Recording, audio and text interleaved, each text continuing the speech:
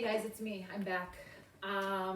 Just got done playing Cahoots with some sixth graders. I already tried to record this once today, and my iPad decided to turn off in the middle of it. So we're gonna try again. Today I wanted to go over alcohol, some myths and realities. I don't know how many myths and realities we really hit, but that's the name of the unit. I really enjoy doing this unit with you guys. I feel like we talk a lot more in this unit and a lot of questions are asked. So as I go through this unit, I'm going to try to answer the questions that are typically asked. Grab your parents, have them watch this with you. It might help get some conversations going with your parents, since we can't have conversations since we're all stuck at home. All right, so here we go. Obviously, we're going to start with the obvious. What is alcohol? Alcohol is a drug that's contained in beverages such as wine, beer, and liquor. A lot of times the question I get asked is, what is liquor? So liquor is a beverage that contains higher amounts of alcohol than beer and wine. Best way to describe it is the alcohols that we're talking about. So we're talking about whiskey, rum, vodka, tequila. Those are the things that jump out at me off the top of my head. They contain more alcohol than beer and wine. So after alcohol is drank, it's absorbed into the walls of the stomach and intestines, and it goes directly into the bloodstream. Once it's in the bloodstream, it travels through the body and goes up to the brain. Once it reaches the brain, that's when your brain starts to slow down or depresses. Thus, alcohol is a depressant, and it slows down the brain activity. I'm going to talk about like different TV shows or movies where you've seen people drinking and the effects that it has on you. So I'll be referring to those a lot. So I'm going to show you a quick YouTube video. Hopefully it works on my TV and Abby's able to zoom in well enough. This is made for college students, but I think it's a good video to show what the effects are, and it's nice and short. Hopefully my slow country internet will work.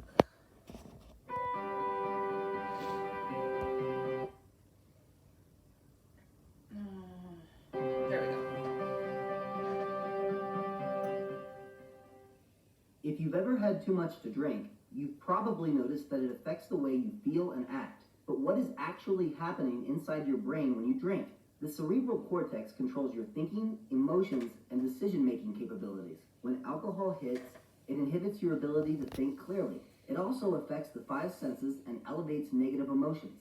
The cerebellum controls your coordination and movements. Under the influence, your ability to walk or drive is impaired. The hippocampus controls your memory. Overconsumption affects short-term memory, which can lead to blackouts. The medulla and the hypothalamus control involuntary processes such as breathing, heart rate, digestion, and body temperature. Drinking slows your breath and heart rate. Too much alcohol can shut down the medulla, causing alcohol-induced comas or even death. So the next time you go out drinking, remember what it's doing to your brain and why it makes you feel the way you do. Stay resilient, stay informed. So, like I said, oh, that's very loud.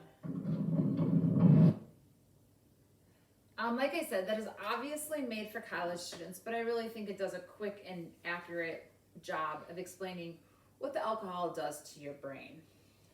All right, so we're going to kind of go on with that. What alcohol does. So in small amounts, it starts to slow down your ability to think clearly. This is when poor decisions are going to be made. You might be more daring. This is in the TV shows when you start seeing people start to be a little giggly and silly and maybe start tripping a little bit. Starting to have those different behaviors that are typical for them. Then we go on to larger amounts. This is when people become dizzy or their coordination is starting to diminish. They can't walk straight. They might trip. They may just suddenly fall over to the side. They're going to have some difficulty with speech. They're going to start slurring their words.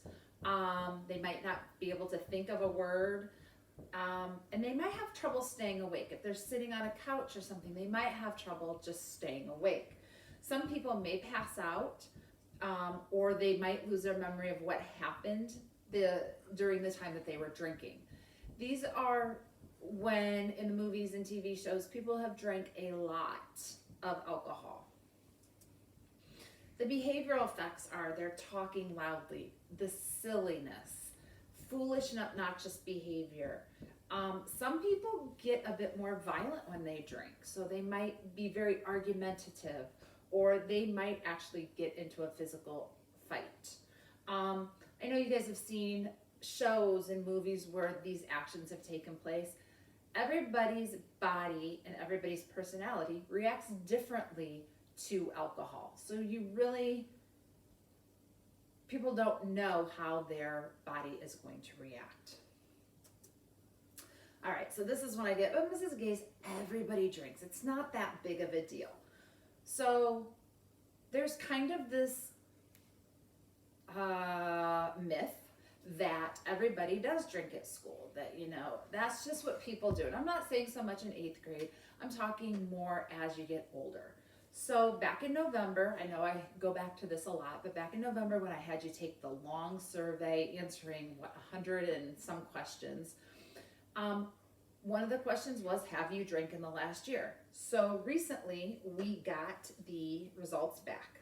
So according to that youth survey from November of 2019, 19% of 7th to 12th graders from Otsego reported consuming alcohol in the last year. 19%. That's actually, if you looked at the number, it was under 19%, but you got to go with the decimal point and take it up to 19. That is right on track of where our numbers were 2 years ago. And in the next slide, you're going to see the numbers from last year. Everybody in Wood County took this survey. And according to that survey, 24% of 7th to 12th graders in all of Wood County reported consuming alcohol.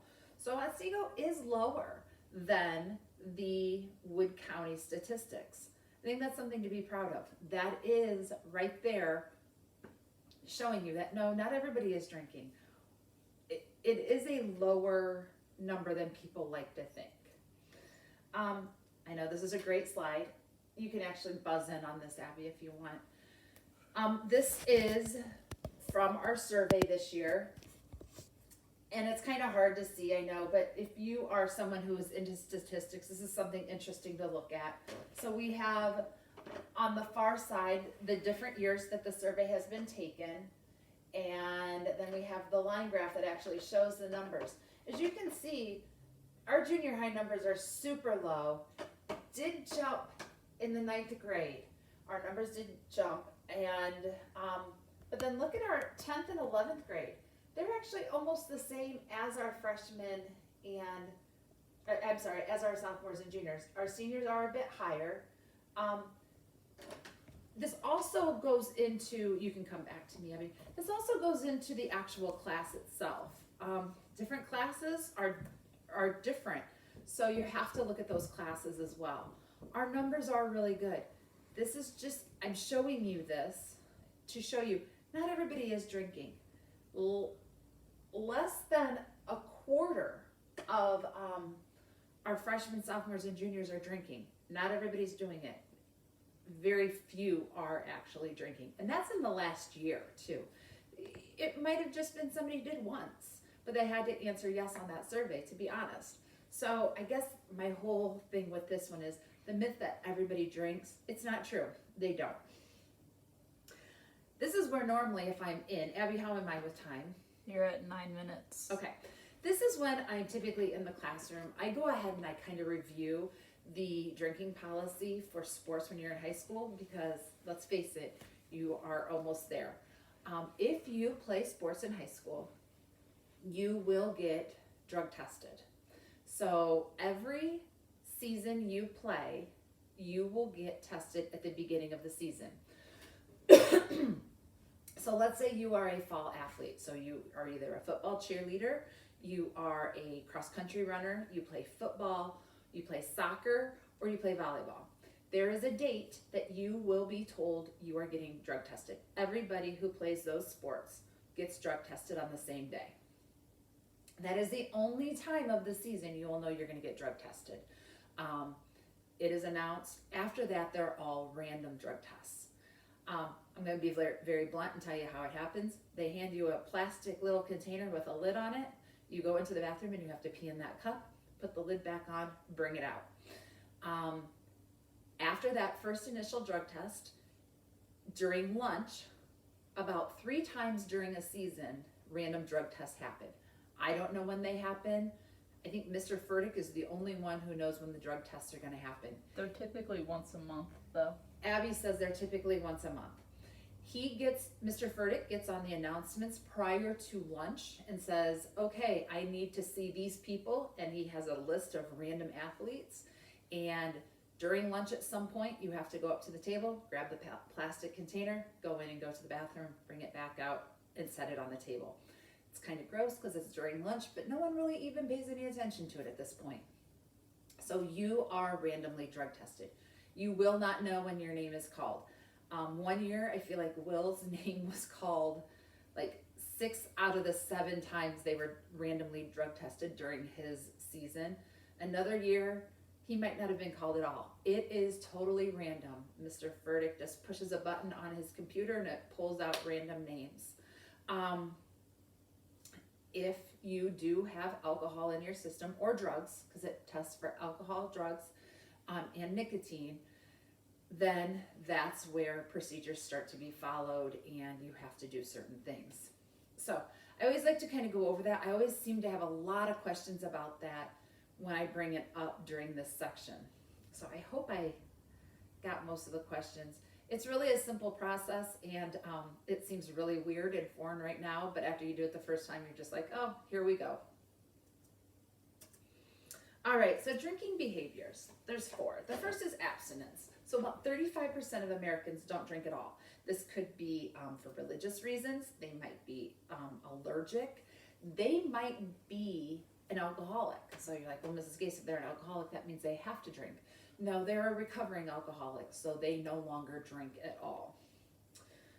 Another group in here that may not drink is someone who might have witnessed alcoholism growing up.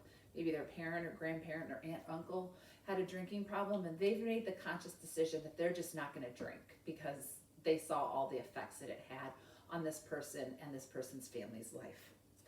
The second group is what we call a ritual drinker. This is they might have a drink, an alcoholic drink at a religious service or a family get together. So it might be at church, they drink wine, or they might partake in a toast at a wedding. A bar mitzvah is when a Jewish boy turns 13, he becomes a man. Maybe they have a toast there. It's not something they do on a regular basis, but it's just part of a ritual. The third group we talk about is a social drinker. This is probably what you think about the most. This is a person that drinks when it's appropriate to the time and the place, and they're of age. So might be sitting around a bonfire and someone might have a can of beer, or might go out to dinner at an Italian restaurant and someone loves to have a glass of wine with their lasagna.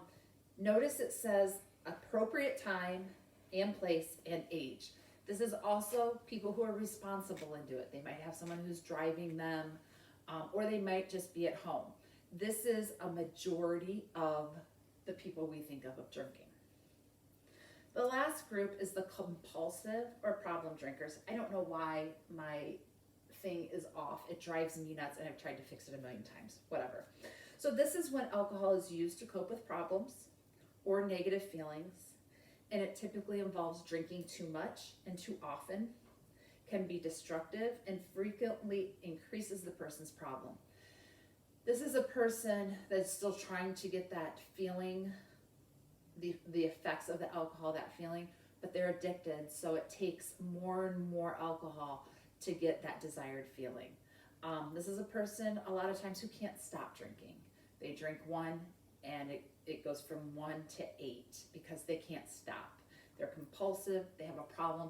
You might know them as an alcoholic. All right, So ways to refuse. Gonna go through these fairly quick. Simply say no. A lot easier said than done, I know. Tell it like it is. No thanks, I don't drink. Maybe change the subject. Give an excuse. My mom's on her way to pick me up. Or, going back to the random drug testing, I haven't been random lately. I know my name's gonna come up soon, so I better not. Change the subject. No thanks. Did you see my dub in Fortnite last night though? I don't know if Fortnite's still super cool, but changing that subject. Avoid the situation. If you're going someplace and you know that alcohol is gonna be there, just don't go. I see this is a way that most high schoolers cope at this point. If they know that it's going to be happening at someone's house, they just don't go. They might make up an excuse, or they just avoid the whole situation. And that's a very good way to deal with it. All right, I know this was a quick overview. Like I said, I like really teaching this in the classroom because we get a lot of good discussions and a lot of questions. Go ahead and shoot me an email question if you have any. There will be a Google form at the end of this.